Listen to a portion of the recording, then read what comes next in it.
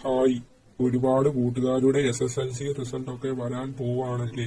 നിങ്ങൾ 10th കഴിഞ്ഞ് ഏത് കോഴ്സിന് പോകാനാ തീരുമാനിച്ചത്? ഭൂരിഭാഗം കൂട്ടുകാരും +1 +2 പോകാനായിരിക്കും തീരുമാനിച്ചത് അല്ലേ. പക്ഷേ നിങ്ങൾ മനസ്സിലാക്കേണ്ട ഒരു കാര്യം 10th കഴിഞ്ഞു +1 +2 കഴിഞ്ഞും വലിയ കോഴ്സുകൾ ഉണ്ട് എന്നതാണ്. അതിലൊന്നാണ് പോളിടെക്നിക് എന്ന് പറയുന്ന കോഴ്സ്. പോളിടെക്നിക് എന്ന് പറഞ്ഞാൽ 3 വർഷത്തെ കോഴ്സാണ്. അതുകൊണ്ട് തന്നെ കുട്ടികൾക്ക് +2 പോയി 2 വർഷം പഠിക്കാതെ തന്നെ 10th വെച്ച് പോളിടെക്നിക് കോളേജുകളിൽ അഡ്മിഷൻ എടുക്കാൻ സാധിക്കും. പോളിടെക്നിക് +2 ആയിട്ടുള്ള വലിയ വ്യത്യാസം എന്താണെന്ന് വെച്ചാൽ പോളിടെക്നിക് ഒരു തൊഴിലധിഷ്ഠിത കോഴ്സാണ്. +2 ഒരു തൊഴിലധിഷ്ഠിത കോഴ്സ് അല്ല. അതുകൊണ്ട് തന്നെ +2 കഴിഞ്ഞ് കുട്ടികൾക്ക് മുന്നോട്ട് പഠിച്ചേ പറ്റത്തുള്ളൂ ഒരു ജോലി കിട്ടാൻ. പോളിടെക്നിക് അങ്ങനെയല്ല, പോളി മാത്രം മതി അത്യാവശ്യം നല്ല ജോലികളൊക്കെ കിട്ടാൻ. അതുമല്ല, പോളിടെക്നിക് കഴിഞ്ഞ് മുന്നോട്ട് പഠിക്കാൻ താല്പര്യമുള്ള കുട്ടികൾക്ക് മുന്നോട്ട് പഠിക്കാനും അവസരമുണ്ട് എന്നതാണ് സത്യം. ബിടെക് പോളിടെക്നിക് കഴിഞ്ഞ് പഠിക്കാൻ പറ്റും.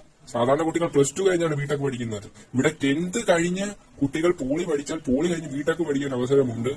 വേറൊരു വലിയ വ്യത്യാസം എന്താണെന്ന് വെച്ചാൽ നമ്മൾ 10 കഴിഞ്ഞ് +2 കഴിഞ്ഞ് ബിടെക് പഠിക്കുവാണെങ്കിൽ നമുക്ക് 4 വർഷം ബിടെക് പഠിക്കണം. ആ സമയം നമ്മൾ 10 കഴിഞ്ഞ് പോളി കഴിഞ്ഞ് ബിടെക് പഠിച്ചാൽ നമുക്ക് 3 വർഷം പഠിച്ചാൽ മതി. അതായത് പോളി പാസ്സാകുന്ന കുട്ടികൾക്ക് ലാറ്ററൽ എൻട്രി ടെസ്റ്റ് വഴി നേരിട്ട് 2ാം വർഷത്തിലേക്കാണ് പ്രവേശനം കിട്ടുന്നത്.